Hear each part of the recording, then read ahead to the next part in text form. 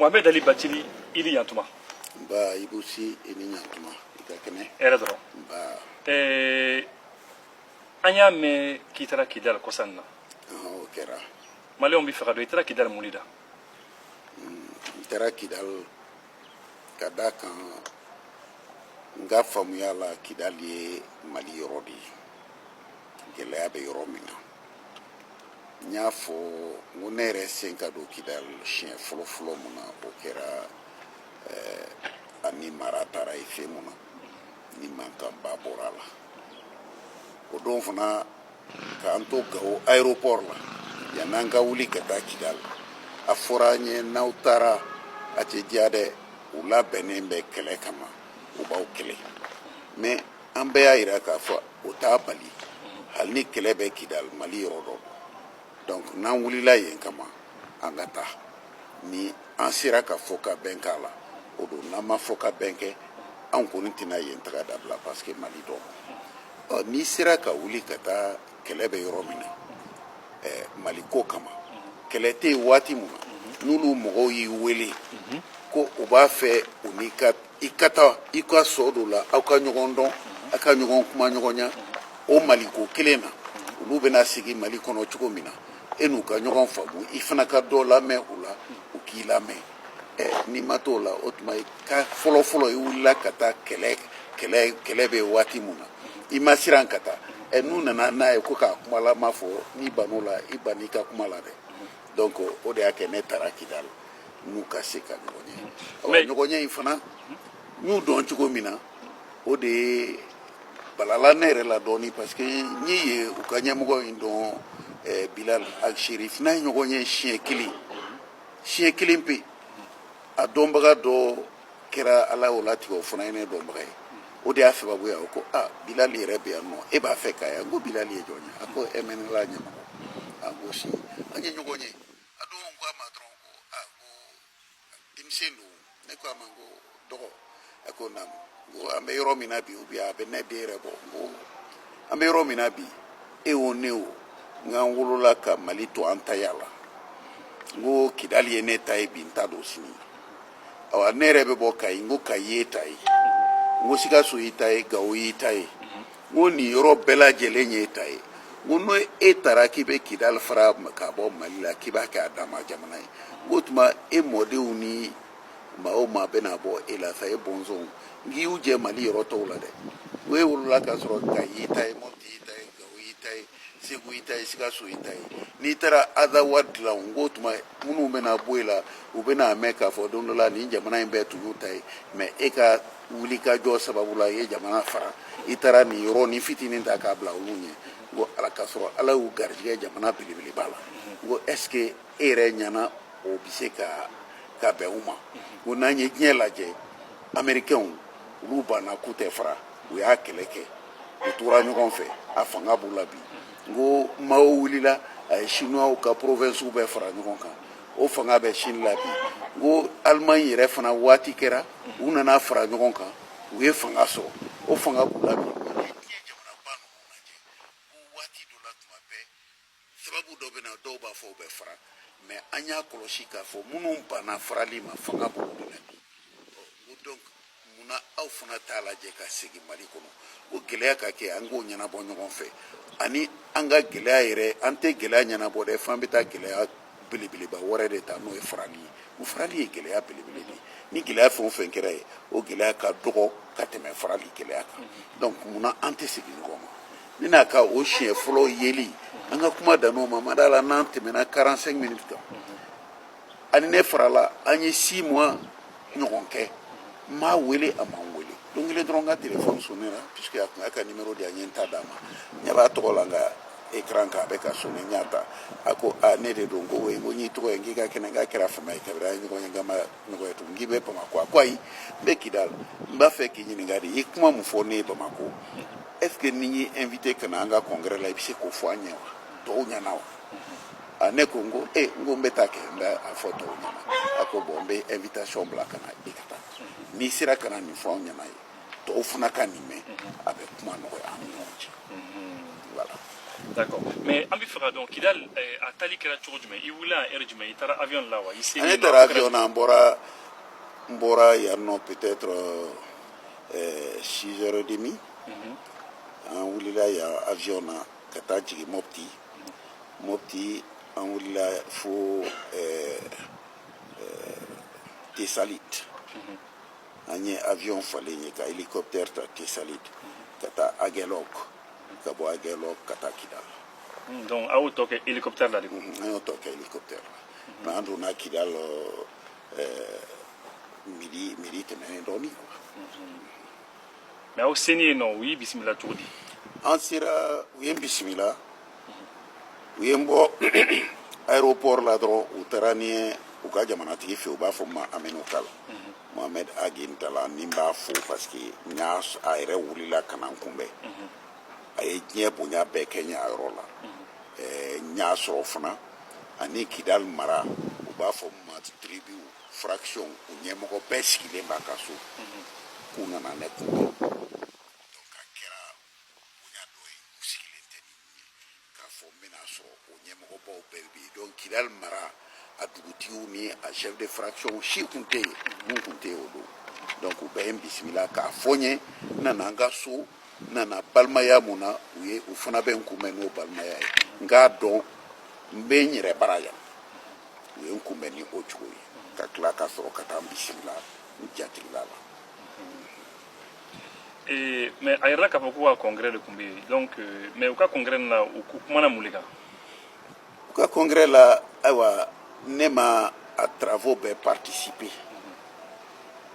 n ye minnu kɔni mɛn u yɛrɛ ka bisimila ye kuma la puisque ni maaw nana u b'u bisimila ni kuma dɔ ye ayiwa u bɛna taabolo kura minnu ta k'a ɲɛsin kow tɛmɛsira la u bɛna o de kumaw fɔ o fana u ye mun de fɔ k'a fɔ sisan u ni mɔgɔ bɛ sema la puisque ne taara MNLA congrès la MNLA ani groupe wɛrɛw de faralen bɛ ɲɔgɔn kan ka sema dilan ko u bɛ kuma ɲɔgɔnya la u ni ɲɔgɔn cɛ ka se ka bɔ kɛlɛ kɔnɔ u ka jɛ kana kɛ kɛlɛkɛjɛkulu ye tugun mouvement armé u ka dabila u k'a kɛ politique tɔn ye u bɛ laɲini minnu kɛ k'a ɲɛsin jamana ni gouvernement na u k'o kɛ ni politique sira ye a kana kɛ ni kɛlɛ sira ye ko u ka ɲɔgɔn ɲɛ fanba b'o kuma de kan ani bɛnkan mun sigira ni ɲɔgɔn cɛ n'a kumaw daminɛna Algérie kana bolonɔ bila papier la Bamako n'a bɛ fɔ o ma accord issu du processus d'Alger o bɛna waleya cogo di gɛlɛya mun b'a kɔnɔ o ye mun gɛlɛya façon ye u k'o ɲɛfɔ u ni ɲɔgɔn cɛ olu k'u hakilinaw labɛn o tɛmɛ siraw la n'u ni gouvernement bɛna sigi a kuma la u ka se ka o fɔ u ni ɲɔgɔn cɛ donc congrès in tun b'o de. Donc ça veut dire que Mali tilani ko kuma tun tɛ yen. O kuma o bilara pewu k'a fɔ Mali tɛ tila olu yɛrɛ k'o kuma bilara u yɛrɛ bɛ kuma dɔ fɔ u m'o fɔ u ka discours kɔnɔ mais ne n'u ka kuma kɔnɔ u ye hakili lajigin o la u ko n'an y'a lajɛ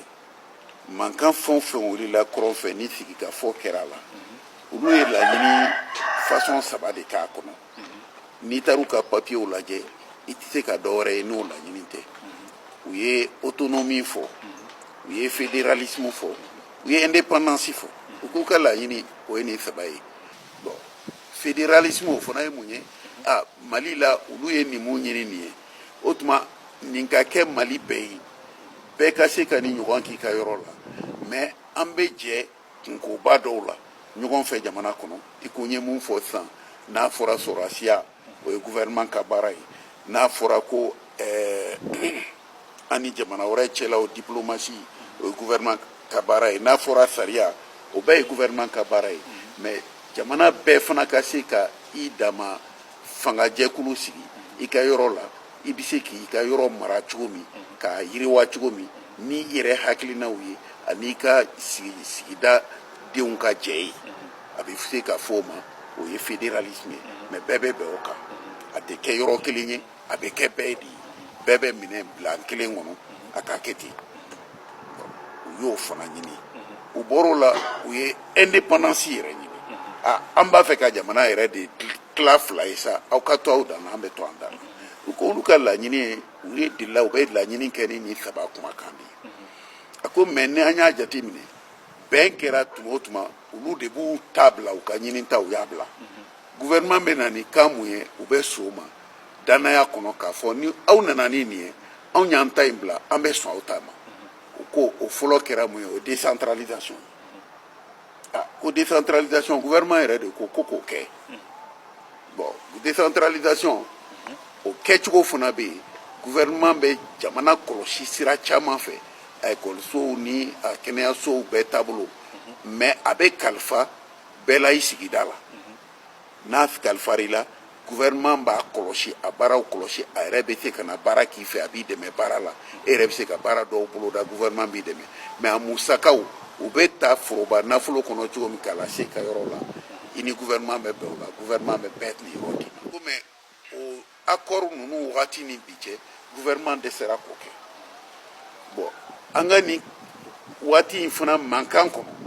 n'u bɔra olu yɛrɛ ko bɔn sisan aw dɛsɛra fɛn bɛɛ la autonomie to aw ye fɛn o fɛn fɔ n'anw ko k'an bɛ taa ko an ta tɛ kɛ aw yɛrɛ mana bɔ ni mun ye n'a y'o layidu ta o fana tɛ kɛ o tuma an ka fara ɲɔgɔn na an b'an dama jamana dilan aw ka to aw dan na puisque fɛn t'anw bara u yɛrɛ ko ne ma e k'a lajɛ kidali filɛ kidali n'a tɔgɔba ye goudron mètre kelen ma deli ka da kidali goudron mètre kelen tɛ yen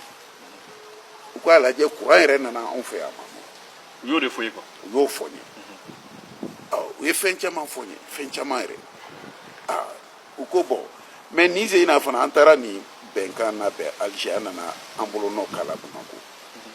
awa gouvernement yɛrɛ de ko ka régionalisation kɛ régionalisation ye mun ye o fana ye dɔrɔn région bɛɛ bɛ se ka a yɛrɛ labɛn ni hakɛ mun ye ka bɛn fanga yɛrɛ sago ma a ka kɛ o ye an b'an labɛn mais a bɛ kɛ ni fanga sago ye an bɛ se ka baara mun kɛ an ka région kɔnɔ ni fanga b'a kalama n'a b'an dɛmɛ a la an k'a kɛ o ye régionalisation bɛ diɲɛ fan yɔrɔ caman na koyi Ibu n'i ye Canada lajɛ provinces de bɛ yen o ye régionalisation de ye n'i ye Allemagne lajɛ u bɛɛ n'u ka région don Bavière ni région bɛ yen n'i ye Suisse lajɛ Wallonie ni Flandre ni olu bɛ yen régionalisation bɛ diɲɛ yɔrɔ caman a bɛ marché région n'u ka hakɛw don jamana kɔnɔ u n'u ka fɛɛrɛw don u yɛrɛ bɛ wari sɔrɔ u yɛrɛ ye cogo min ka se ka baara dɔw kɛ u b'o labɛn mais u tɛ jamana sariya sɔsɔ mais régionalisation a kɛcogow tɛ kelen ye i bɛ bɔ jamana dɔ la a bɛ kɛ ka taa nin sira fɛ u ko bɔn Mali yɛrɛ de nana ni nin kuma ye Alger kɔnɔ u ye décentralisation kɛ u ma ɲa u nana ni nin fana ye bɛnkan kɛra nabolo n'o kɛra la a san naani ye ɲinan ye foyi tɛ ka kɛ foyi ye donc olu b'a fɛ an ka bɔ nin kɔnɔ k'a sababuya kɛ yɔrɔ caman ye Ibu ye yɔrɔnin dɔ yɛrɛ fɔ ne ye u k'a lajɛ anw bɛɛ ye denmisɛnw de ye marifaw an y'u ta mais ni kɛlɛ banna a banna kɛlɛ tɛ anw ni Mali cɛ Mali yɔrɔ tɔw cɛ tugun an bɛ Mali de kɔnɔ an bɛ maliyɛn bi mais an ka denmisɛn minnu bɛ yen n'u ye marifaw ta yala Kidali kɔnɔ n'a ka di i k'u ɲininka dɔrɔmɛ kelen sara an t'a d'u ma u tɛ baara la u ma foyi sɔrɔ baara yɛrɛ tɛ Kidali donc yala ko gɛlɛyara sa anw yɛrɛ ka laɲini ye sa a ka ban an ka ninnu labila fɛn dɔ ka d'u ma u ka taa balo o la n'o tɛ i ye mɔgɔ lasigi marifa b'a bolo kisɛ b'a bolo a ko k'a laban man ɲi yɛrɛ ma dɛ u yɛrɛ fana b'a ɲini a ka ban puisque gɛlɛya dɔ bɛ marifa in tali kɔnɔ k'a ɲɛsin u yɛrɛ la n'i ye marifa di mɔgɔ ma i t'a bila kɛlɛ la i t'a sara masi b'o don dɛ donc u bɛ nin bɛɛ f'i ye mais n'i ma t'u lamɛn i tɛ nin faamu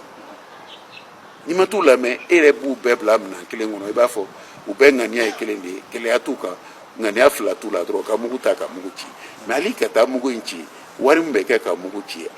ne ma d'a la n'o b'u bolo ten koyi ni stock dɔw don ni fɛn dɔw don mais ka kɛlɛ yɛrɛ kɛ ni nafolo ye a ka gɛlɛn dɛ olu yɛrɛ bɛ mun fɔ a la u ko an b'a fɔ min ma banbanciw terroristiw k'u b'an ka sɔrɔdasiw faga cogo k'u bɛ k'olu fana ka kɛlɛkɛlaw faga ten quoi mais olu ta tɛ fɔ de presse tɛ yen k'olu t'a fɔ anw dun ta mana kɛ presse bɛɛ b'a fɔ ko sinon olu yɛrɛ bɛ poids mun ta la a ko kɔnɔ faamaw t'o ta an ka sɔrɔdasiw tɛ k'o ta donc nin bɛɛ bɛ yen mais tant que ne tun ma bɔ yan n tɛ nin kalama n t'a ɲɛ. mais olu ko k'u ti fɛ Mali ka tila mais olu ka drapeau kun b'u bolo yen nɔ ani an ye marifa caman y'u bolo. drapeau tamasere tɛ wa u y'a ta k'u yɛrɛ tamasere n'a ye u tun banna tuma min mais n'u bɛ segin Mali kɔnɔ forcément u b'a bila o u taara accord signé yɔrɔ min na k'a fɔ Mali tɛ tila tugun u kɛra Mali dɔ ye est ce que u bɛ se ka bɔ Mali drapeau kɔnɔ tugun mais ni accord waliyara ni fɛnw bɛɛ bɛ ɲɛnabɔ a yɛrɛ ma Mali mankan t'o la u ka mɔgɔ mun bɛ dialogue la yan a m'a fɔ ko Kidal bɛɛ bɛ se ka taa k'olu ma Kidal datugu u m'a fɔ mɔgɔ kana taa yen bɛɛ bɛ se ka taa drapeau u ye ne yɛrɛ ta ka yaala puisque ne y'a kuma fɔ n ko ne bɛ na yan dɔw ko ma n'i taara i kana taa parce que i b'a sɔrɔ MNLA drapeau bɛ Kidal yɔrɔ bɛɛ oui n ko tɛ ne bali ka taa n bɛ ne fɛ ne bɛ taa f'u ye u yɛrɛ ka drapeau kɔrɔ ne ma na ko n sɔnna u ka drapeau ma n ma na n sɔnna n k'u ka fara n'u y'u ka drapeau yɛrɛ siri dɛ n'o ye farali drapeau ye ne b'a fɔ aw kana fara o tɛ tɛmɛ o kan o u fana sɔnna o ma o u m'a fɔ ko ne ka taa fɔ k'u ye indépendant ye u m'a fɔ ko ne ka taa fɔ ko u ka drapeau tɛ foni ne ko non an bɛɛ ye jamana kelen de ye mais drapeau in u b'a fɔ ni u yɛrɛ yɛlɛla u ko e ka taa yaala an ka artisanw ka yɔrɔw la minnu bɛ finiw dilan an ka bagansiw la ni nɛnɛ sera yan nɛnɛ ka jugu bagansi ninnu an b'olu de kɛ kataw ye an bɛ biri a la e ka taa dɔw lajɛ n taara ne ye fɛn o fɛn ye Kidal tantiw kɔrɔ n bɔra mais en réalité n y'u lajɛ fana n tun b'a jateminɛ u b'a fɛ k'a ɲininka mun na n bɔra u ko ko bɔn k'i ye mun faamu o bɔn n ko n ye tantiw kɔnɔna ye ko vraiment décoration ka ɲi tapi ɲumanw don kelen ye n ta ko an ka taa tanti dɔ filɛ ye an ka taa kɔrɔ an taara n ye décor mun sɔrɔ ye a ko nin lajɛ kosɛbɛ couverture ninnu u bɛ fɛn o fɛn dilan u fɛ yen vert rouge noir u bɛ jaune kɛ ka dessin k'a la a ko nin ye Kidal taabolo de ye anw MNLA ka drapeau yɛrɛ tɛ Kidal couleur de ye nin ka sɔrɔ hali MNLA ma sigi mais an y'a daminɛ an ko ka drapeau ɲini an ka mɔgɔ dɔw de ye nin couleur ta ko nin de b'an bolo yan pour que an tɛ nin ta n'o tɛ nin tɛ drapeau couleur ye nin tɛ drapeau couleur ye ko an y'a wuli drapeau ya kama dɛ mais Kidal n'i taara an siya ninnu bɛ yɔrɔ o yɔrɔ i b'a sɔrɔ hali an ka turbanw siri cogo kelen tɛ mais n'i taara nin yɔrɔ la olu bɛɛ ka turban siri cogo ye kelen ye u ka dɔw ta ye jɛman ye dɔw ta ye jɛman ni finman ɲagaminen ye dɔw ta ye couleur wɛrɛ ye i b'a sɔrɔ région bɛɛ n'a ka couleur an cɛla yan donc i mana taa u bɛ yɔrɔ dɔ fɔ ko n'i taara ye i b'a sɔrɔ tapi bɛɛ bɛ tan de hali n'i y'a san n'i nana n'a ye dɔrɔn u b'a fɔ k'i y'a san yan de n'i ye tapi san Kidal yan u b'a f'i ye k'i n'i ye nin anw ka tapi san dɔrɔn i bɛ nin couleur de ye donc an y'an ka dugu couleur de ta dɔrɔn ka Kidal ko fɔ n'a ye mais hali sini n'an ye drapeau ninnu fara an tɛna don an ka tantiw kɔrɔ k'an ka birifiniw fara donc o couleur dɔrɔn don. mais maliyɛn minnu ko maliyɛn caman bɛ k'i lajɛ nin waati la maliyɛn minnu ko k'i kumana k'i to drapeau ni kunna ko o de ma diya u ye e bɛ se ka mun f'u ye. mais ne yɛrɛ ɲɛna o maliyɛnw ma fɛn dɔ faamu n'i taara u ka drapeau bɛ yen ka Mali fɔ k'i to u ka drapeau kɔrɔ olu de tun man kan ka sɔn ne ka taa Mali fɔ ka to u ka drapeau kɔrɔ ne ma taa ko n bɛ t'olu ka kungo fɔ ni u fara ka bɔ Mali la ko n jɛnna n'a ye ne ko de n k'u bɛ to Mali de kɔnɔ o gɛlɛya min bɛ Mali kɔnɔ a bɛ Mali yɔrɔ bɛɛ kan a solution an kana kɛ marifata ye ne y'u ka malidenya de ko fɔ u yɛrɛ ka drapeau kɔrɔ ne ɲɛna a tɛ tɛmɛ o kan a tɛ tɛmɛ o kan n'i taara mɔgɔ ka malidenya ko fɔ a yɛrɛ ye drapeau mun siri o kɔrɔ ye kuma n'a kɔrɔ don n ma sɔn aw ka drapeau in ma mais n jɔlen b'a kɛrɛfɛ n b'a fɔ aw ye bɛ Mali ko fɔ aw ye yan de aw yɛrɛ ka drapeau kɔrɔ aw ka tente kɔrɔ aw ka couleur kɔrɔ o basi yɔrɔ bɛ min i b'u ne ɲɛ t'o la mais mɔgɔw kana ko bɛɛ kɛ ko i bɛ kɛlɛ ban n'anw yɛrɛ ko maliyɛnw o tuma olu tɛ maliyɛn ye wa n'anw ko maliyɛnw ka tila k'olu fara an na an dun ko k'u t'u yɛrɛ ta k'u ka yɔrɔ tɛ fara ka bɔ Mali la o tuma an b'an yɛrɛ sɔsɔ wa an b'an yɛrɛ sɔsɔ an man kan k'an yɛrɛ sɔsɔ n'an ko Kidali ye Mali ye hali n'u ye fɛn wɛrɛ kɛ Kidali mun tɛ drapeau ye k'a fɔ ko o ye Kidali ta ye n'anw taara an jɔ o fɛn kɔrɔ k'a fɔ yan de ye Mali ye yan ye Mali de ye dɛ Azawa tɛ yan ye dɛ ne ɲɛna an y'an ka fɔta fɔ a yɔrɔ la drapeau in yɛrɛ o de bɛ barika don an ka kuma la k'a fɔ u yɛrɛ ka drapeau kɔrɔ ni drapeau in bɛ mun ko fɔ la k'aw bɛ fara o tɛ dɛ aw bɛ Mali de kɔnɔ ne ɲɛna o tɛ foyi ye an ka ɲɔgɔn faamu. D'accord, mais i kun y'a fɔ ko Kidalikaw y'a yira k'a fɔ ko goudron mètre kelen yɛrɛ ma deli ka kɛ u ka dugu la yen nɔ donc c'est un peu dire si on veut c'est comme ni sɛgɛnba de b'u la sɛgɛn b'u caman na yen nɔ mais maliyɛn caman fana yira k'a fɔ ko sɛgɛn b'i maliyɛn caman fana na o région caman fana na. n bɛna fɛn dɔ f'i ye yɛlɛko don parce que n'i taara Kayi mara la. ne bɛ yɛlɛko dɔ f'i ye u ka Aminu Kal o ye jamanatigi ye kɔni olu ko Aminu Kal an b'a fɔ yan jamanatigi don ne donna a bɛ Mali dɔn a ko ne ma ko ne ye yɔrɔ jumɛn bacili ye ko Mopti wa Kayi n ko ne bɛ bɔ Kayi kɔfɛ kelen bɛ yen ko Gajaga a ko ne yɛrɛ sigira aw ka yɔrɔ la Tamasɛki don a ko aw yɛrɛ ye jamanatigiw ye o tɛ tiɲɛ ye wa ne ko n ko tiɲɛ u ka jamanatigi ko anw ye marifa ta dɛ nka n'an y'a miiri aw la aw de fɔlɔ tun kan ka marifa ta Mali la aw Kayi ta ko aw de bɛ bɔ aw denw bɛ diɲɛ fan 14 na Angola Faransi Chine u bɛ yɔrɔ bɛɛ u bɛ taa nafolo ɲini ka na aw ka yɔrɔ la a ka gɛlɛn i ka jamana ka dɔgɔtɔrɔso jɔlen i k'a ka ekɔliso jɔlen ye a ka gɛlɛn hali pont souvent k'a tɛmɛ yɔrɔw kunna aw yɛrɛ de bɛ wari bɔ k'a dilan aw de bɛ médecins sara aw de bɛ infirmières sara aw de bɛ école karamɔgɔw bɛɛ sara a ko an b'a kalama ni région kun kan ka révolter wallahi Kayi o yɔrɔ kun kan ka révolter foyi ma k'u fɛ u n'an ka yɔrɔ bɛɛ ka kan a ko mais sigiw tɛ kelen ye aw sera k'o kɛ mais anw ma aw taabolo ye tungalata ye anw taabolo tɛ tungalata ye anw bɛ yaala ni baganw de ye donc aw bɛ se ka fɛn dɔ nɔgɔya aw yɛrɛ ma anw ma se o la donc an ye marifa ta n'o tɛ aw ka kan ka marifa ta o kɔrɔ ye mun ye i ye kuma mun fɔ u b'a dɔn Mali yɔrɔ wɛrɛ bɛ yen gouvernement ma foyi kɛ o sɛgɛn bɛ minnu kan ka tɛmɛ olu yɛrɛ kan sɛgɛn b'u kan n t'a fɔ ka tɛmɛ olu kan dɛ mais Ibu n'i bɛ wulakolon kɔnɔ cɛncɛn kan sanji ka gɛlɛn ji sɔrɔli ka gɛlɛn ani bɛ yɔrɔ dɔ la i bɛ ji sɔrɔ yɔrɔ min yiriw bɛ yen a balo cogo tɛ kelen ye a gɛlɛyaw tɛ kelen ye mais bɛɛ n'i ka gɛlɛya don i t'a fɔ nin ta ka jugu nin ta ye mais i b'a ɲini dɔrɔn k'a fɔ mun bɛ nin ka gɛlɛya kɔnɔ mun bɛ nin ka gɛlɛya kɔnɔ an bɛ se k'o de fɔ ninnu ka gɛlɛya b'a kɔnɔ ninnu fana ka gɛlɛya b'a kɔnɔ k'a da sigi cogow tɛ kelen ye sigiyɔrɔw tɛ kelen ye i bɛ se k'o de fɔ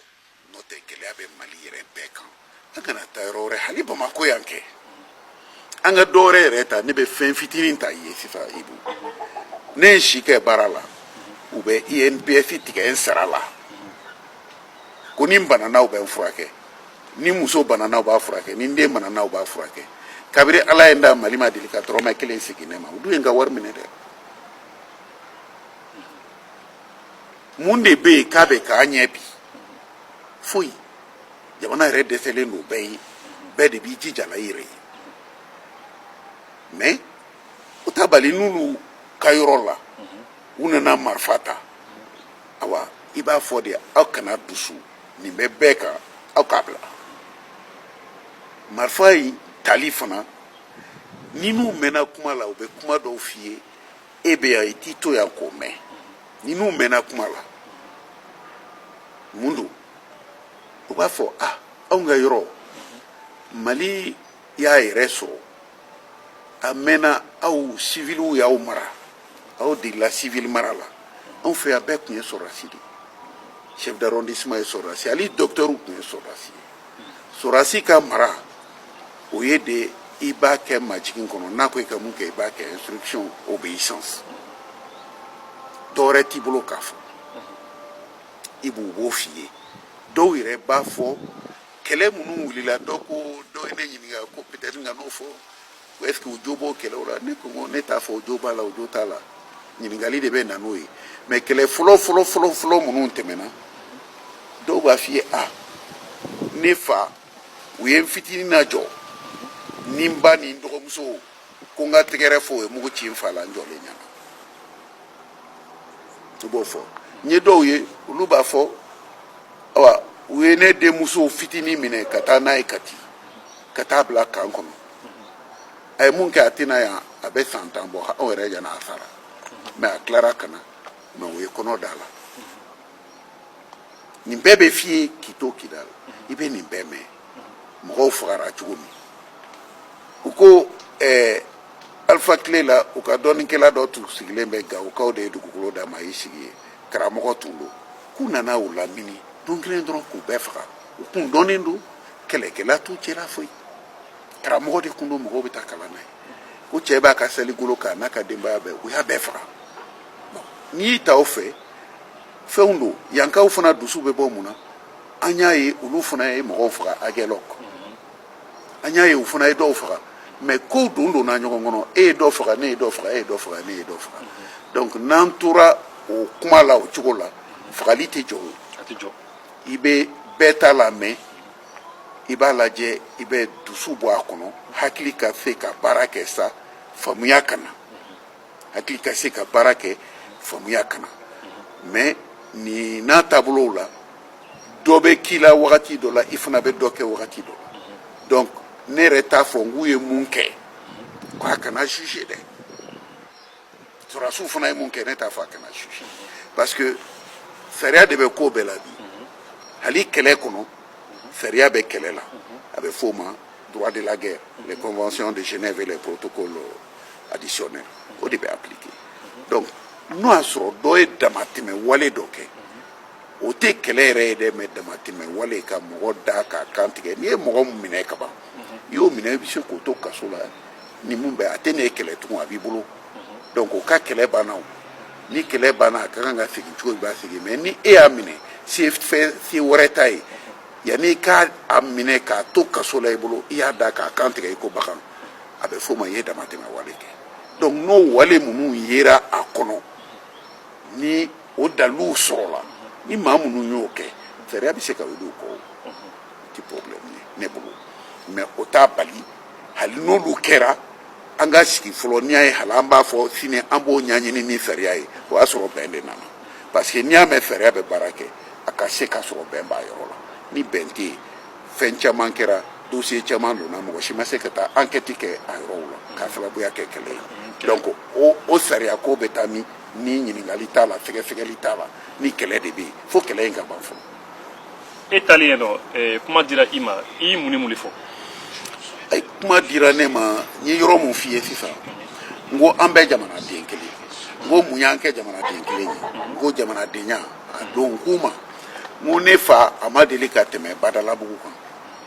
a bɛ bɔ Kayi de a ma tɛmɛ Badalabugu kan ne fa Mamadu n'a sera Ɲamakɔrɔ Ɲamana a ma se yen a ma se Misabugu a t'o dɔn a y'a ka diɲɛlatigɛ bɛɛ kɛ Kayi ni Bamako cɛ a ka Badalabugu pɔn tigɛ a kɛra ne taara lycée la a taara lajɛ n'o tɛ ala tun tɛ se yen n ko mais n ko don min na ne taara Kidal ni mugu cira n na n ko ne ka mun de bɛ Kidal n fa tɛ yen n ba tɛ yen n ka dugukolo tɛ yen n ka bagan tɛ yen n ka sɔrɔ tɛ yen mais n ka jamana de bɛ yen olu fana a caman bɛ yan u ma se ne ka jamana la u t'a dɔn yɔrɔ min don u b'u ka balo kɛ ka saya kɛ u tɛ se yen n ko mais ne ka jamana y'u ka jamana ye n ko jamanadenya ala de b'a latigɛ a bɛ jɛ k'aw sɔn fɛn dɔ la fɛn mun a bɛ fɔ ko jamana ye mun ye yɔrɔ mun kɛnɛ mun ni sariya kelen bɛ bɛɛ mara sariya kelen mun bɛ aw mara Kidal o de bɛ ne mara Kayi o de bɛ Sikasokaw mara o de bɛ Segukaw mara o de bɛ Moptikaw mara o kɛnɛ ni sariya bɛ bolo o kɛnɛ fɛn o fɛn kan o sariya kelen kan ni sariya wɛrɛ ɲagaminen t'a la a bɛ fɔ o ma ko ye jamana ye o donc Kidal Kayi Bamako Sikaso o sariya kelen de b'a bɛɛ kɔnɔ hali bi donc k'a fɔ Kidal bɛ bɔ Mali la ne ɲɛ t'a bɔ cogo la donc i y'o kuma de f'u ye. n y'a f'u ye tila k'a f'u ye n ko kɛlɛ in o de b'an bɛɛ segin kɔ nafa t'a la an bɛ wari mun ta ka ɲɔgɔn kɛlɛ n'an y'a ta k'a don an ka ɲɛfɛ taga la o de nafa ka bon an ma ni kɛlɛ ye a sabanan n ko ka kɛlɛ kɛ ka taa mɔgɔ minɛ k'i to kɛlɛ kɔnɔ kɛlɛkɛminɛn b'i bolo a b'ale bolo k'a fɔ k'i sera a la n ko ka nɔgɔ kojugu n ko kɛlɛ mun ni o ye kɛlɛ bɛɛ la cɛya ye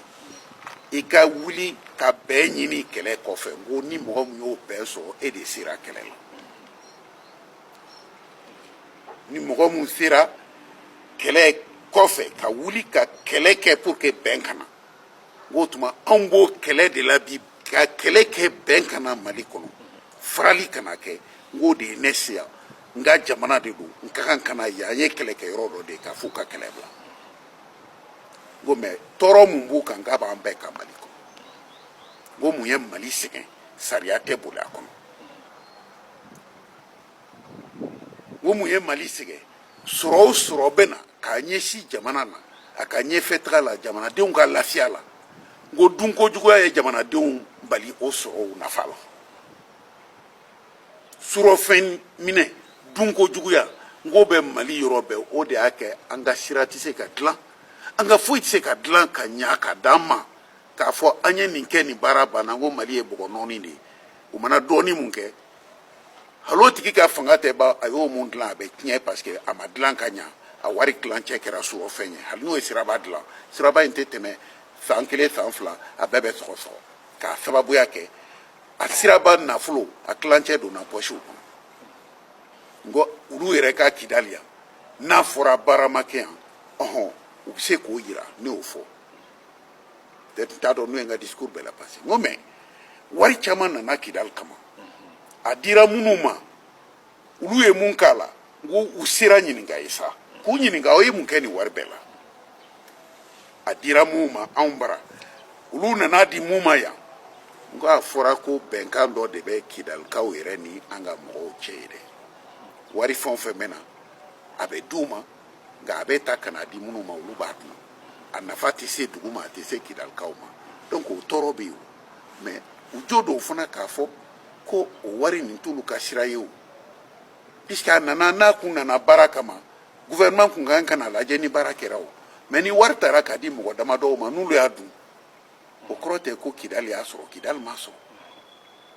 kidali tɔgɔ kɔni b'a wari la a bɔ kan ye ni kidali tɔgɔ ye mɛ a baara ma kɛ kidali kɔnɔ a taara peut-être ka di kidali den dɔ ma mun y'a ta o ye dɔ t'a la a ye dɔ di kidalika mun fana ma o fana y'a tɔ dun a baara nafa ma se kidali ma o donc mali bɛ nin gɛlɛya kɔnɔ kidali dɔrɔn t'o ye dɛ o ye jamana fan bɛɛ de ye baara fɛn o fɛn bɛ bolo da ko jamana ka baara don a nafolo a bɛ don da bɛɛ fɛ fo jamana sago ɲininkali ka dɔgɔ a la donc a kɛra i b'a fɔ sariya dɛsɛra mali la sariya tɛ yen tugun senkolaw de bɛ yen donc mun bɛ se ko la olu de sigilen bɛ u bɛ mali nafolo ta la k'a dun fɛn tɛ bɔ a la u bɛ tiɲɛni kɛ fɛn tɛ bɔ a la nka a tiɲɛni a bɛ se kidali ma cogo min a bɛ se mali yɔrɔ tɔ bɛɛ ma ten donc n'an y'an ta o tiɲɛni fɛ k'an bɛ marifa ta halisa anw minnu kɔnɔna fililen bɛ anw yɛrɛ damaw de bɛ ɲɔgɔn faga puisque minnu bɛ nin nafolo ta u tɛ kɛlɛ in na u tɛ kidalikaw fɛ kɛlɛ la u tɛ bamakokaw fɛ kɛlɛ la nafolotigi ninnu kɔni sen tɛ kɛlɛ la an yɛrɛ dama minnu n'an ma fɛn sɔrɔ mali la dɛ anw de bɛ ka ɲɔgɔn faga mɛ ne ye nin fɔ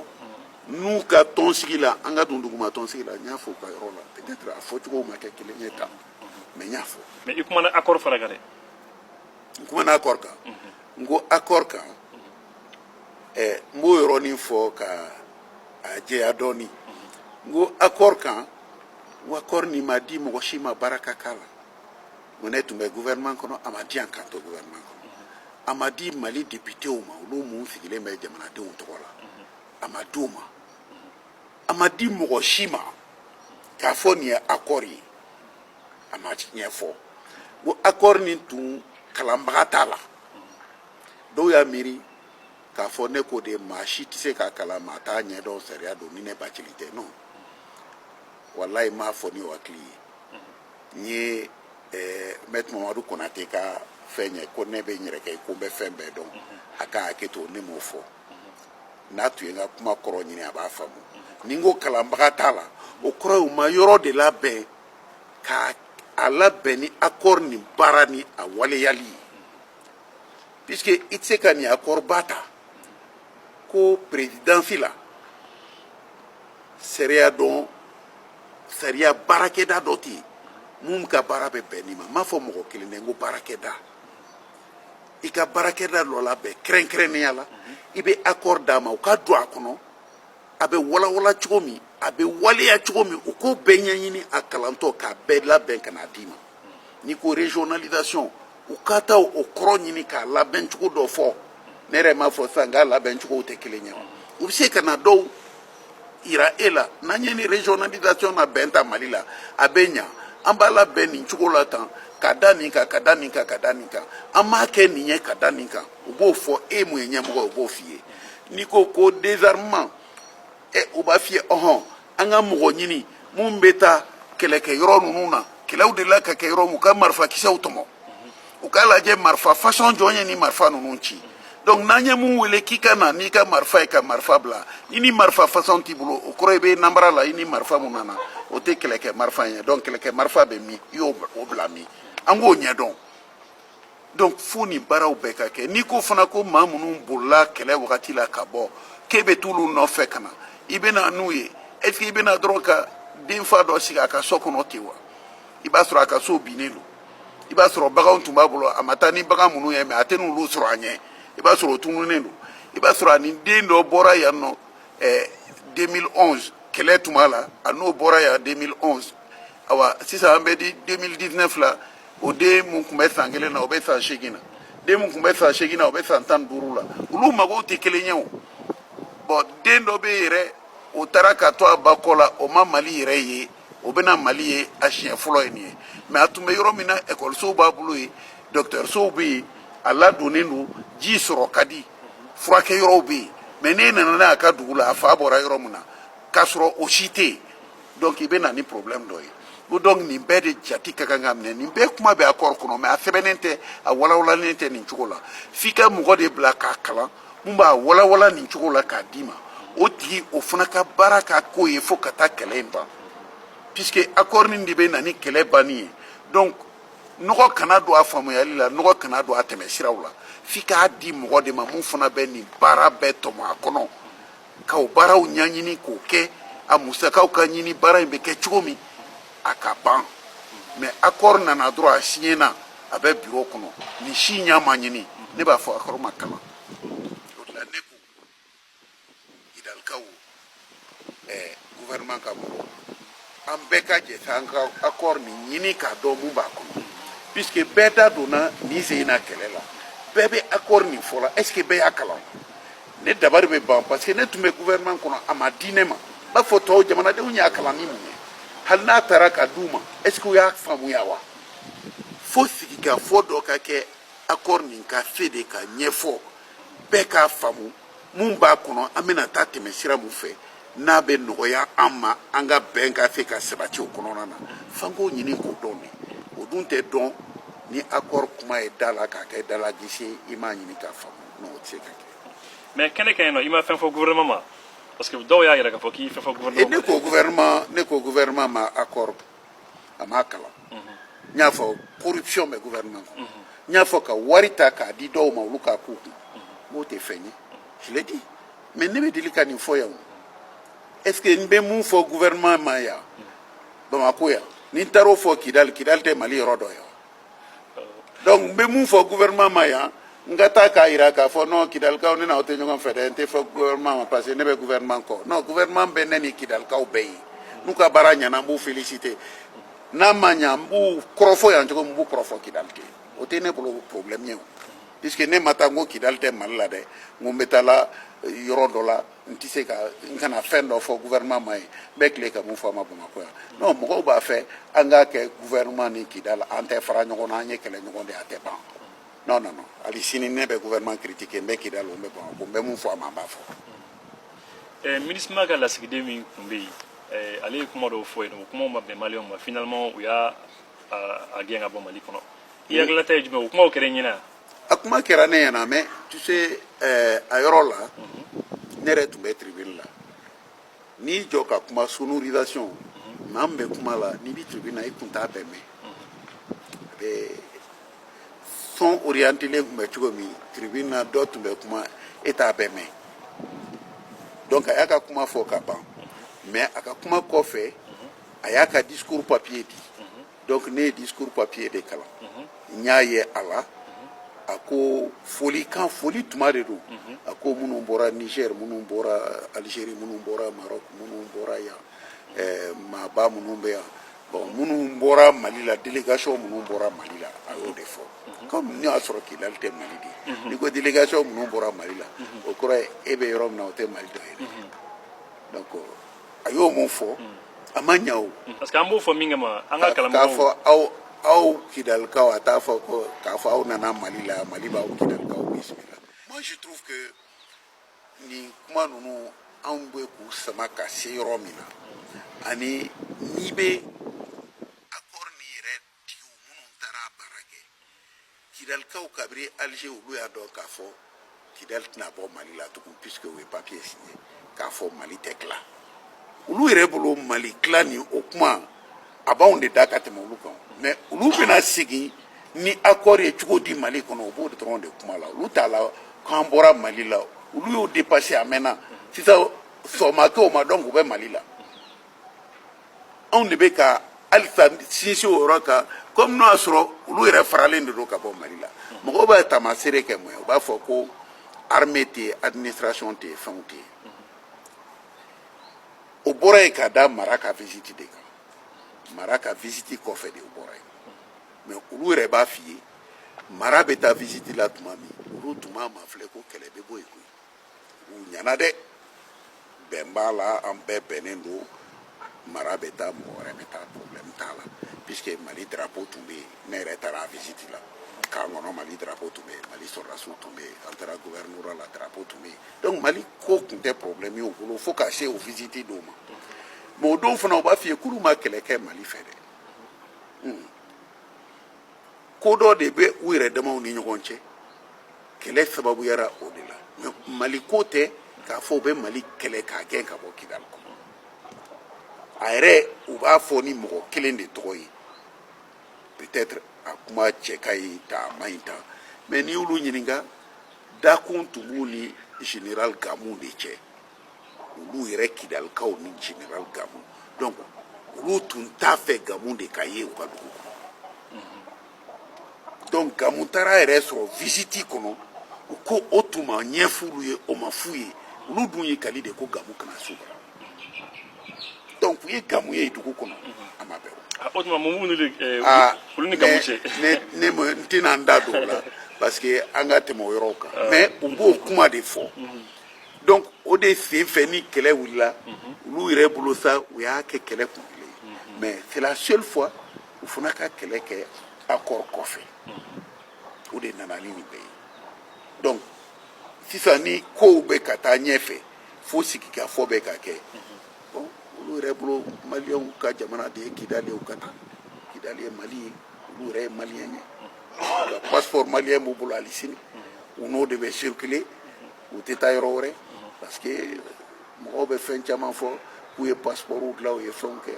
bon tu sais activiste ninnu bɛɛ b'i ka prototype kɛ k'a fili réseau kan dɔw ye passeport azawadi yɛrɛ dilan k'a bila réseau kan olu ka dilanni tɛ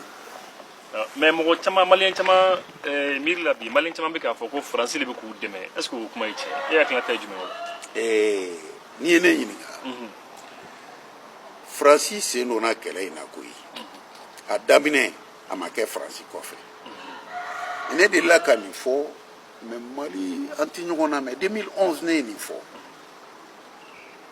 2011 n y'a fɔ kɛlɛ de tun bɛ Libi ani faransi cɛ a wagati la an ka jamanatigi n'o ye Amadu Tumani Ture ani Kadafi tun ka di je crois qu'a ye Kadafi dɛmɛ kojugu o tuma dun na faransi tun t'a fɛ ka Kadafi tɔgɔ mɛn donc faransi ma se k'o yɔrɔ faamu a tɛ yen k'o taabolo u ye nin wuli k'a ɲɛsin ATT la ka d'a kan olu bɛ Kadafi kɛlɛla ATT farala Kadafi kan donc an bɛna gɛlɛya bila i yɛrɛ ka jamana kɔnɔ o kɛra o fɛn wɛrɛ mun tun bɛ yen o fana tɛ Faransi nɔ rébellion ye fɛn caman donna a kɔnɔ an b'a fɔ banbaganci ninnu terroristes olu fana nana sigi Mali frontière la jɔnw y'u sigi a wagati Algérie ka kɛlɛ de ye olu sigi Mokhtar Bel Mokhtar voilà olu bɛɛ tɛ Algériens ye fils mɔgɔw tɛ wa u ye kɛlɛ kɛ u yɛrɛ ka jamana kɔnɔ diina nɔfɛ u ka sɔrɔdasiw y'u gɛn ka n'u ba sigi Mali frontière an b'a kalama donc olu fana bɛ yen donc kɛlɛ in nana fɛn caman de don MNLA mɔgɔw bila u fɛ u faral'u kan k'u bɛ terroristes kɛlɛ olu de ye siraw dɔw bɛ terroristes b'u guider o de fɔra officiellement Faransi y'o de fɔ mais nin bɛɛ la n'i ko ko gouvernement français ma u dɛmɛ ka u ka mouvement sigi a y'a sigi mais an bɛ don min na i ko bi a ka gɛlɛn i ye maa mun dɛmɛ a ka activité daminɛ i k'i bolo fosi ka bɔ a kɔrɔ ten dɛ mais fo Mali fana k'a kɛ ko y'aw kɔrɔ k'a kɛ Faransi ka neutraliser nin bɛɛ ye sababu de i bɛ Faransi neutraliser cogo min fo hakiliw de fana k'o ɲini an ka baara kɛ ni o ye an ni ɲɔgɔn cɛ Ibu fɛn dɔw bɛ yen n'i ye kɛlɛ in taabolo ye an bɛ kulela ko an ka jamana cɛmancɛ yan fan fɛ terroristes bɛna mɔgɔ faga je crois que baara in tun tilalen de don dɔɔnin sɔrɔdasiya yɛrɛ baara a tilalen don dɔɔnin peut-être n'i y'a lajɛ hali Macron bɛ dimi façon mun kɛ i k'a jukɔrɔlaw ɲini k'a dɔn Gawo k'a ta Kidali wula kɔnɔna in na Barkhane ka fangaba tun bɛ yen de a ma se centre la a b'i komi o de a fɔra u ka yen kɔlɔsi MINUSMA ni CEDEAO ninnu olu y'a ta Gawo région kɔnɔ k'a se ka baara dɔw k'o kɔnɔ k'o sécuriser je crois que camancɛla in o tun tɛ kɛlɛ la daminɛ la donc n'i ye Barkhane ɲininka n'i ye MINUSMA ɲininka o yɔrɔ bɛ Mali fan tɔ bɛɛ bɛ Mali armée ka sécurité de ka bolo kan a t'olu ka bolo kan bon mɔgɔw bɛ Faransi critiquer fɛn o fɛn bɛ fɔ Faransi ma ne Bacili ne ko ne sɔnna ne tɛ se ka kɛ Faransi fɛ ka tɛmɛ Mali kan n sɔnnen don dɛ mais mɔgɔw ka fɛn kelen jateminɛ Faransi wo Rusi wo ni anw yɛrɛ ma k'an yɛrɛ fɛ i nana an dɛmɛ cogo o cogo an tɛ se ka bɔ ka foyi kɛ an tɛ k'an yɛrɛ f'an ka k'an yɛrɛ sago ye fɔlɔ an dun bɛɛ da bɛnnen b'a ma k'a fɔ Mali fanga yɛrɛ de a bɔra fanga an jigiya tun b'a kan cogo min a t'o kɔnɔ sariya tanya o ye maaw bila tiɲɛni bɛɛ la i mana tiɲɛni fɛn o fɛn kɛ Mali la fɛn tɛ bɔ a la hɛrɛ bɛ si a bɛ tile ninnu ye marifa tiɲɛni de ye o ye mugu ta minnu y'an ka miliyariw ta o fana ye tiɲɛni kɛ koyi ninnu ka mugu ye mɔgɔ faga cogo min surɔfɛn dun ye mɔgɔ faga ten Mali la n'i taara hôpital la i ka sa appareil nɔfɛ 25 Bamako kɔnɔ k'i tɛ se k'o sɔrɔ hôpital la i bɛ sa appareil mun sɔngɔ y'o i mana banabaatɔ jugu dɔw ka ye k'i bɛna n'a ye pɔnse sira kama n'a donna a bɛ sa ne ye maraka de ye walahi anw bɛ su dama mun don banabaatɔ a tɛ ka ye k'aw tɛ ka furakɛ k'a furakɛ yɔrɔ bɛ Bamako de an baramɔgɔw ma se k'a fɔ u b'a fɔ n'a y'a bila a bɛ sa dɛ mais u b'a bila seko t'a la olu ɲɛna n'a tora a bɛ sa donc u b'a fɔ an ka lajɛ a ka taa o tigi mana i da Kayi sira kan a bɛ don Bamako yan tile 2 tile 3 a bɛ sa dɔw bɛ sa u don u bɛ don dɔrɔn u bɛ sa hôpital kɔnɔ ala ni sira tiɲɛ kojugu bolo et pourtant wariw dunna o siraw wari dilanna a taara budget kɔnɔ ko sira ka kan ka dilan a dun ma dilan maaw bɛ sa mais est ce que o suw danna wa k'a dɔn o fana ye dɔw nɔ ye wa dunkojuguw nɔ y'o ye o danna wa marifatigiw ye mun faga o bɛ fɔ mais wari dunkojugu bɛ ka mɔgɔ dama mun faga ka kɛ sababu ye ka mɔgɔ mun faga o bɛ fɔ wa hôpitaux kɔnɔ yɔrɔ bɛɛ o bɛ fɔ wa donc il va falloir k'an ka ɲɔgɔn lajɛ an fana ka tiɲɛ fɔ ɲɔgɔn ye o tɛ k'an ni mɔgɔ wɛrɛ bɛ ɲɔgɔn na dɛ an yɛrɛ ka bila cogo kɔnɔ tant que jamana in bɛ sinsin guakuluba fila de la sariya ni sɔrɔsiya an lakanani ani sariya o dɔrɔn de bɛ se k'a lakana mais sariya ntanya o y'a kɛ lakanali fana cira an bolo ka da mun kan hali wari mun bɛ di Ibu Tayiru ye kuma min fɔ assemblée la n ko dɔw ko k'a ma diya o ye ko général don sɔrɔsi don k'a man kan ka nin fɔ ministre de la défense don k'a man kan ka nin fɔ mais Tayiru bɛ na tuma min o y'a sɔrɔ an yɛrɛ ye wari mun ta 1236 milliards ko k'a don armement ni équipement na k'a di sɔrɔsiw ma e ni ala cɛ i b'o di sɔrɔsi ma o ka taa f'i ye ko dumuni t'a bolo ko minɔgɔ b'a la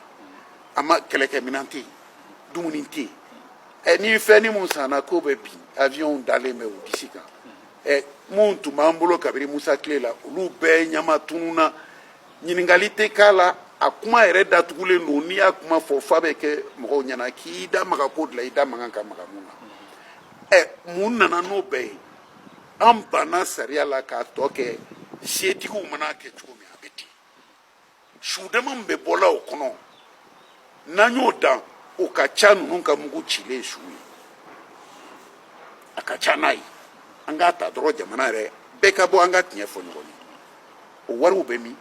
o mɔgɔw bɛ min olu ɲininkara wa nka an b'a fɔ k'olu y'an tɔ ye an ma ban ka kuma olu fɛ an ma ban an n'u ka sigi ka kuma mais an tɛ ko lajɛ sa hakili la ani tiɲɛ minɛn kɔnɔ an ka tiɲɛ fɔ an ni ɲɔgɔn cɛ donc an y'a mɛn ko justice kan k'o dossier ta justice ka kan k'a ta an k'a ye a k'a ta fɔlɔ damadɔni an ɲɛ bɛ fila dɔrɔn de la Adama Sangare Bakari Togola u bɛ ka maire damadɔw wele mais ne ye Musa Traoré ka kuma maire Asbat ka émission na kuma a ko MIG 21 tun bɛ yan o bɛ min a ko ka ɲininkali kɛ k'u bɛ min ne fana delila k'a fɔ u bɛ min ne ko an sera kuma dɔ de ɲɛfɔli ye sa ka siran an yɛrɛ ɲɛ o ka ban a la an tɛ se ka siran an yɛrɛ ɲɛ tuguni ne ko Alpha Umar Konare a ma sa a bɛ yan a ka bɔ sa a ka dɔ fɔ an ye an ka kɛlɛkɛminɛnw taara Amadu Tumani Ture e de ye Musa minɛ kɛlɛkɛminɛnw donc e de y'a bɔ Musa bolo Musa bɛ k'o de fɔ a tun bɛ ne bolo ne taara Amadu donc e y'u kɛ mun ye i y'u di Alpha ma wa Alpha ye fanga segin ma tuma min a y'u segin ma wa Amadu yɛrɛ ko ten ale kelen tɛ se ka banbanci ninnu kɛlɛ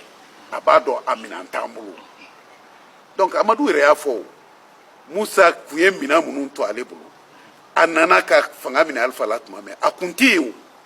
mais a ma sɔn k'i jɔ kɛnɛ de kan k'a fɔ Alpha minɛnw bɛ min Alpha de minɛnw ne y'u d'i ma o bɛ min a ko de ne tɛna nin kɛlɛ kɛ ni ye ɲɛsiw la n bɛ siran a fanga tɛ n na tugun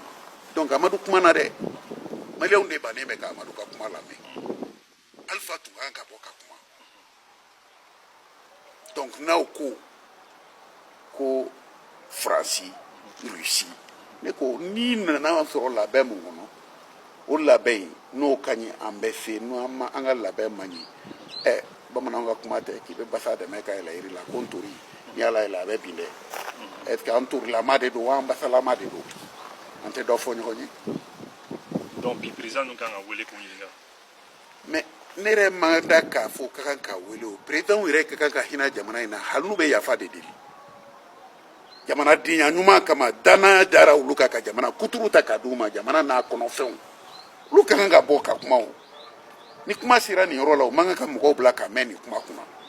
u ka kan ka mɔgɔw dusu salo hali n'a tiɲɛna de u k'a fɔ jɔn ko a la nin de kɛra an bɛ yafa deli a kuma bɛ ban sisan a bɛ ban sisan mais ko kelen bɛ dunkojuguya nana don ko bɛɛ kɔnɔ mais nin fɛn ninnu fana a kɛra nafolo de kama a ma kɛ dɔwɛrɛ kama dɛ o ye nafolow de ta ka tiɲɛni kɛ k'an jɛ a la ka jamana jɛ a la ka jamana se ta k'a yɛlɛma u ka don dugumakolo kan ka jamana sɔrɔ ta k'a yɛlɛma u ka don dugumakolo kan k'i sigi ka jamana titɔ lajɛ k'a fɔ olu bɛna hɛrɛ sɔrɔ ni o sɔrɔ ye an b'o de kɔnɔna na Mali kɔnɔ bi an sɔnna ma an b'o de kɔnɔ an ma sɔn a ma an b'o de kɔnɔ ne Bacili Diarra ye o don ma diya ye o don mais ne hakilina ye nin de ye n bɛ nin de fɔ. mais e yɛrɛ hakili la Emmanuel Macron ye weleli min bila an ka président ma o don Sahel président ma. ne y'a lamɛn Ibu ne yɛlɛla dɔɔnin parce que Emmanuel Macron a dusu bɔra o ale ko ko France bɛ ka nɛni yan k'a tɛ bɛn a ma o b'a ka jamana fɛ dɛ Emmanuel Macron b'a ka jamana fɛ dɛ ko nka aw kana an ka jamana nɛni n'o tɛ a ye na an bɛ kuma an ka ɲɔgɔn an bɛ ɲɛfɔli kɛ ɲɔgɔn ye a ka jɛlen y'a fɔ kuma la mɔgɔw b'a fɔ a kuma fɔcogo ne yɛrɛ bolo kuma fɔcogo man ɲɛ ni ne yɛrɛ kun ye IBK ye e tun b'a jaabi n tun bɛ mun fɔ a ye baasi tun tɛ yɛrɛ n b'a fɔ cɛ mun bɛ jamana fila ni ɲɔgɔn cɛ kuma ɲɔgɔnya Mali jamana ni Faransi jamana cɛ o tɛ bi ko ye o t'ale Emmanuel Macron tile ni ne IBK tile an bɛ se ka sigi ka fɛn bɛɛ fɔ gɛlɛya nana cogo cogo a b'a fɔ nka i y'an wele cogo min n bɛ t'i ka kuma lamɛn dɛ mais i t'a fɔ k'a sɔrɔ i ma ɲɛ n b'i jaabi k'a sɔrɔ min ye i n wele cogo min i ye jamana dɔgɔya i ye Mali dɔgɔya i ye Faransi yɛrɛ dɔgɔya nin tɛ bonya ye k'a ɲɛsin Faransi ma e kuma cogo i ye Faransi dɔgɔya n b'a fɛ k'o f'i ye i y'anw dɔgɔya o dɔgɔyama a ma cɛ n'a ye mais o t'a bali an bɛ taa o i t'a fɔ cogo min an b'i sɔrɔ yen mun b'an fɛ an b'a fɔ ne tun b'o fɔ a ye yanni n ka bɔ Mali kɔnɔ a b'o mɛn mais mɔgɔw y'a kɛ Faransi tɛ o an b'an yɛrɛ de ka bonya kɔnɔ n'an y'an yɛrɛ bonya ka dan hakɛ mun na an b'o kɔnɔ n'an ye ko ta ale kɛra a ka jamana fɛ au point que mɔgɔ tɛ se ka fɛn fɔ a ka jamana ma anw dun banna an ka jamana la an y'a sɔrɔ bɛɛ ta k'a suɲɛ k'a yɛlɛma ka taa n'a ye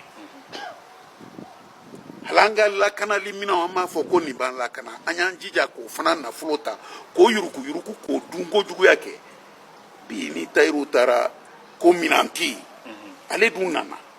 a y'a sɔrɔ loi de programmation et d'orientation militaire tɛmɛna a san 5 fɔlɔ dafara budget mana ta a bɔra a wari labɔra 1236 milliards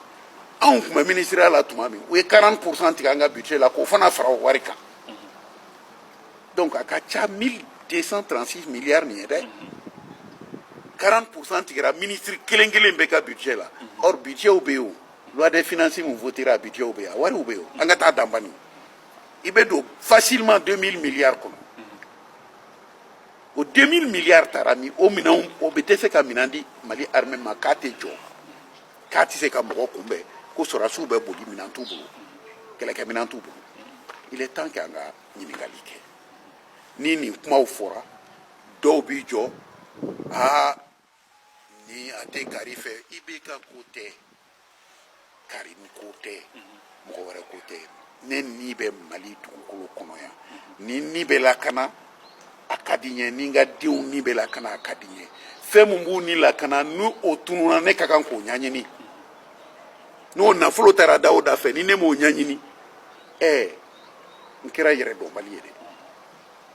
n bɛ se ka siran jɔn ye ka tɛmɛ n yɛrɛ ni kan ni ka kan ka lakana cogo min ni maa min tulonkoro la ni ne ko n ko n t'o ɲɛɲini o tuma n bɛ kɛ mun ye donc maliyɛnw k'o jate faamu nin kumaw bɛ sen na Faransi ko bɛ yen Faransi ye mun fɔ a fɔcogo ma diya ne ye mais a jaabi bɛ yen koyi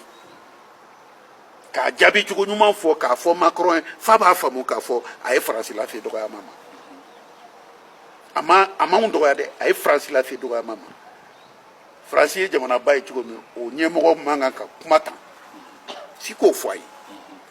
e fana b'o don a tulo la de fɔcogo la fɔcogo mun tɛ tɛmɛ a tulo kan abada yanni ani ka ɲɔgɔn ye donc n'aw ye ɲɔgɔn ye a b'a dɔn nin tɛ tulonkɛ dɛ a ye n jaabi dɛ n'aw ye ɲɔgɔn ye a b'a fɔ n ye kuma min fɔ a ye n jaabi n y'a faamu a b'i bonya mais n'i wulila ka t'i sigi a kɔrɔ ten e m'a jaabi yanni i ka taa n'a ye dɔgɔyama mun k'i la a y'i jɛ o ye ne ka faamuyali ye. mais maliyɛn caman ko bi k'u bɛ fɛ Faransi ka taga e yɛrɛ bolo Faransi kan ka taa wa. u y'a question posé Musa Traoré kun Faransi journaliste dɔ de y'a posé a kun ne y'a lamɛn vraiment a ka jaabi diyara ne ye a ye mun fɔ a ko u y'a ɲininka ko Faransi ni MINUSMA ni CEDEAO ko sɔrɔsiw kana Mali kɔnɔ yan ko ale hakilina ye mun y'o la a ko maloya belebele maloya tɛ tɛmɛ mun kan maloya tɛ tɛmɛ mun kan o de ye nin ye maloya belebele bɛɛ de ye nin ye o de la a ko kɛlɛkɛminɛnw bɛ min a ko MiG 21 bɛ min ne delila k'a kuma fɔ yan a ko yan MiG 21 sɔrɔsiw bɛ k'a boli Irisiw ka général dɔ ko a ma u ye yan pilotes bɛ k'a lajɛ k'a ko ni avion boli cogo n'i y'a bɔn anw ka jamana ni Israël la walahi a tɛ mɔgɔ dɔn mun bɛ se ka MiG boli tan k'o fɔra anw ka jamana ma k'olu bɛ min Musa ye ɲininkali kɛ olu bɛ se k'i to yan ninnu kana wa donc maloya don o ko donc Faransi ka taa ka bɔ yan ko n tɛ foyi dɔn armée la sisan hali ni malolen don ni ne ko Faransi ka taa ni n dalen t'a la k'a fɔ Mali sɔrɔdasiw bɛ se ka Mali lakana o ye dusubaya fu de ye ne tɛ foyi dɔn n'i ye ne fana ɲininka jaabi bɛ Mali yɛrɛ sɔrɔdasiw bolo Faransi ka taa kana taa o b'an bolo mais dusu tɛ ko ye dusuko tɛ an tɛmɛna dusu kan Musa yɛrɛ y'a jira dusu tɛ tugun puisque an sɔnna malo ma Maliyɛnw ka da la dɔw de y'an malo mais Faransi mana an malo CEDEAO m'an malo MINUSMA m'an malo mun y'an ka armée ci olu de y'an malo mun y'an ka nafolo ta olu de y'an malo mun ye an ka jamana lakanali sɔrɔ ta k'a kɛ u ta ye ka taa bila kɔntiw kɔnɔ ka sow jɔ n'a ye u bɛ Mali kɔnɔ yan olu de y'an malo u k'olu ɲininka kɛ ni Faransi ka to yan ou bien a kana to yan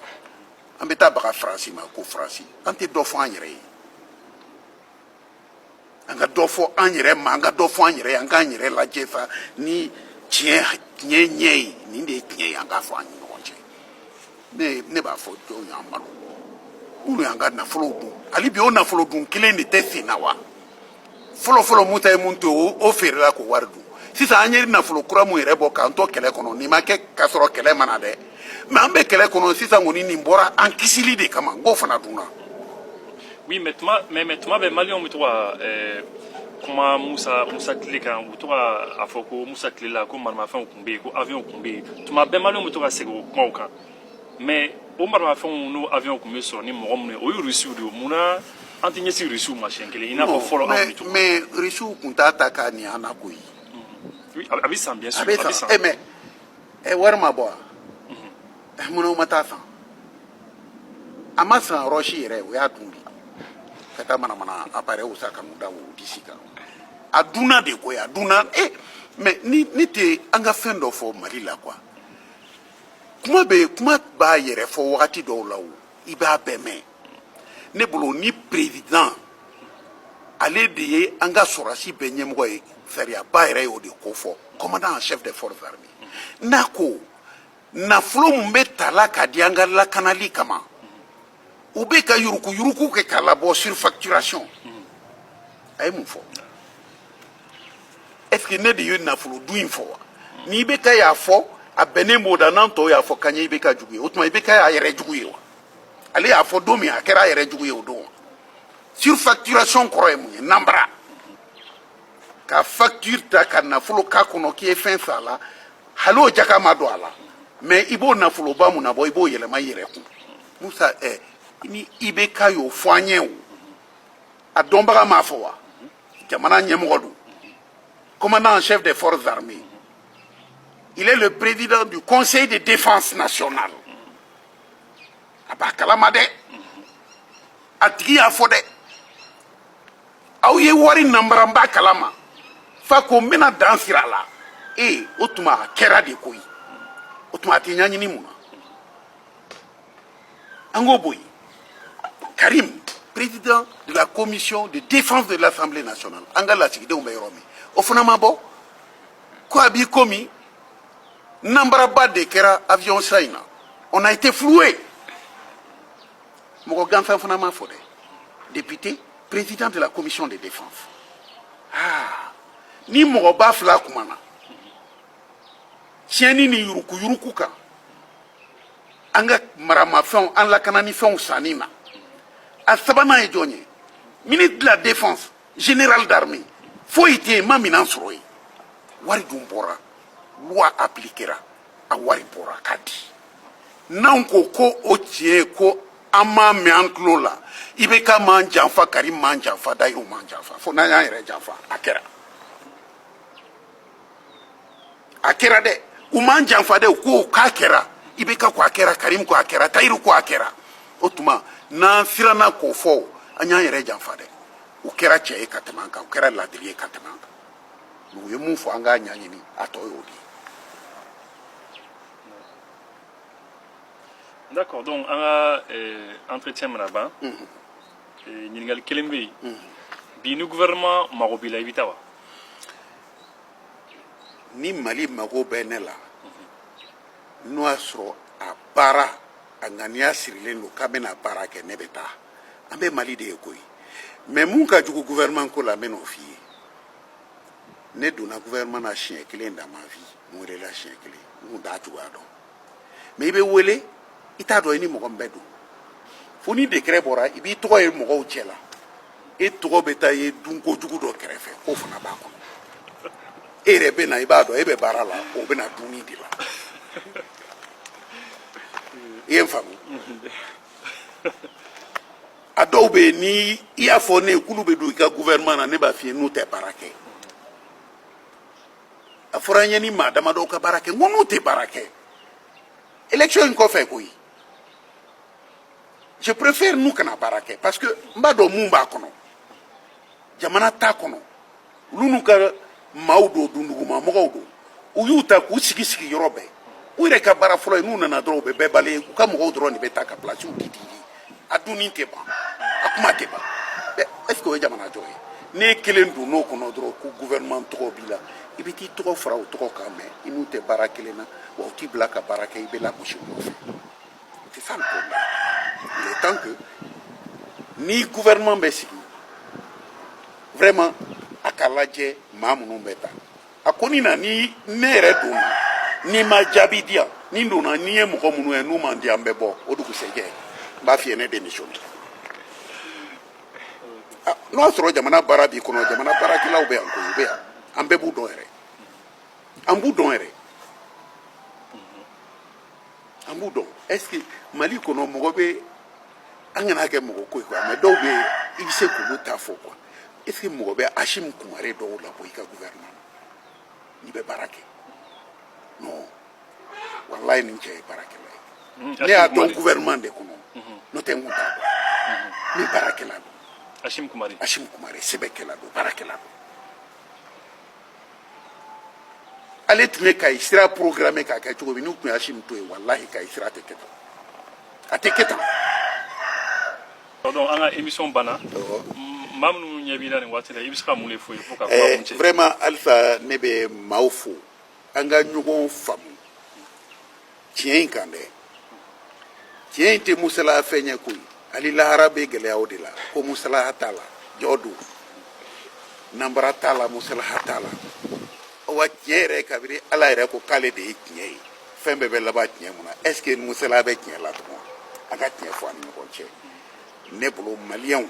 an sera sa k'an yɛrɛ ɲininka an bɛ mun de fɛ k'a ɲɛsin an yɛrɛ ka ɲɛfɛtaga n'an ka lakanani n'an ka yiriwa la ni dunkojuguya in n'o tora sen na a tɛ ɲɛnabɔ a tɛ kɛ bi sɔgɔmada in na ne ye information dɔ lamɛn France Inter la a ye na kunu vraiment sigira ma fɛ ka fɛngɛ ko Rwanda bɛna plateforme aéroportière dɔ dilan la première phase c'est pour 7 millions de voyageurs deuxième phase pour 14 millions de voyageurs. O ye mun ye? U bɛna aéroport kura min dilan Kigali anw bɛ k'an ka aéroport dugukolo bɛɛ feere olu bɛ ka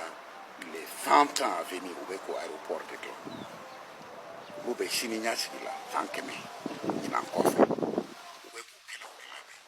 anw ka kɛnɛ mun n'an bɛ se k'o labɛn ka k'o ye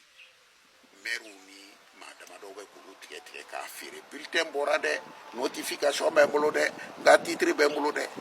foroba yɔrɔ anw de sera ka hali aéroport la ka n'an yɛrɛ ye nin tɛ nord ye nin tɛ yɔrɔ wɛrɛ nin ye Bamako ye la capitale fɛn bɛɛ b'an bolo yan nɔ force façon bɛɛ b'an bolo ka se ka ninnu lakana an dɛsɛlen bɛ hali o la o bɛ kɛla ka boso an sigilen ɲɛna ko an ka taa ɲɛfɛ an bɛ taa ɲɛfɛ cogo di an bosolikɛlaw b'an cɛla u bɛ k'an ɲɛnama boso olu tɛ jɔ an ka sa olu tɛ ban i bosoli la n'u ye sen boso u bɛ girin k'o tigɛ k'a sɔrɔ u ma bolo golo bɔ i la fɔlɔ aw ko k'an ka taa ɲɛ a t'aw don sa an ka tiɲɛ fɔ ɲɔgɔn ye tiɲɛ in sera fɔ ye o aw ka kunna nka ne Bacili b'a fɔ ala k'an ni saya b'a bɛɛ. Ami. Mohamed Ali Bacili Unity. Merci.